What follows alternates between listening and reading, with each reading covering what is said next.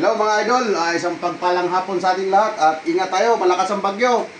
Kadarating ko lang ngayon, medyo pinupulika tayo kaya ito, luto tayo ng mga journey, tahong.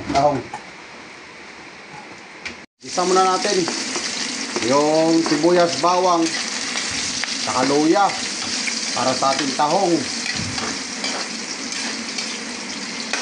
Haluin lang muna natin to. Palabasin yung kanyang aroma, ha? Tama-tama yan sa itong panahon, mainit.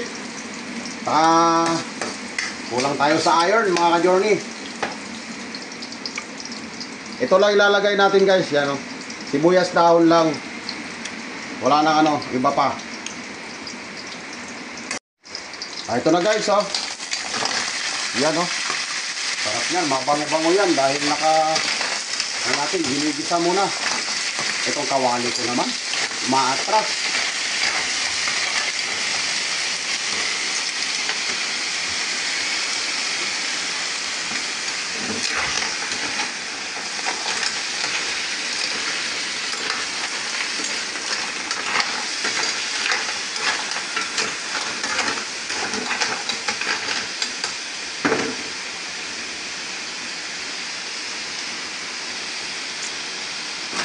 Takip. So guys, lagay na natin ng tawag to. Tubig na mainit din, pinakulo na natin para dire-diretso yung kanyang kulo, init. Pero galing to sa baha. Sa dinaanan ko kanina, pauwi. Sayang eh. Tumalok na ako sa baha. Ilagay na rin natin yung sibuyas. Yan, bahala na, mekos-mekos na sila dyan. Ito pa. Yan. Yan lang, ganyan lang yan guys. Ay syempre, wala pa palang timpla. Hindi pala.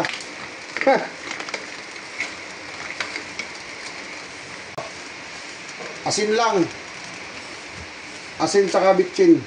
Yun. Ganun lang. Asin.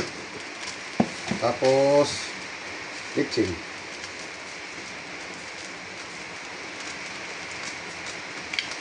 Yan. Okay na yan. Okay na yan. Ayan guys, luto na ang ating tahong sa mainit na panahon at bumabagyo guys. Ayan o. Sarap niyan. Tamang-tama ito sa mainit na malamig na panahon at meron tayong sabaw na tahong. Aga naman. Ganito lang pagkain mga ka-journey. Masaya na ako nun.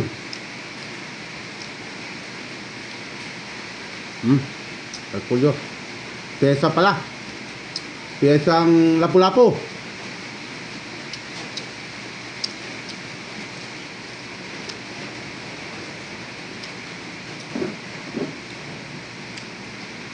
Wala sumusuporta guys. Totoo nga pala yung sinasabi nila talaga. Pag kain-kain, wala na ganong sumusuporta. Iba pa rin yung mga, alam nyo na, ha? Tsaka yung mga educational, gusto nila mga comedy. Bala na, okay lang. Sinishare ko lang kung paano mapanatili yung katawang malakas kahit mayroon tayong karamdaman. Yun lang, gusto ko may parating sa inyo guys. Kain po tayo.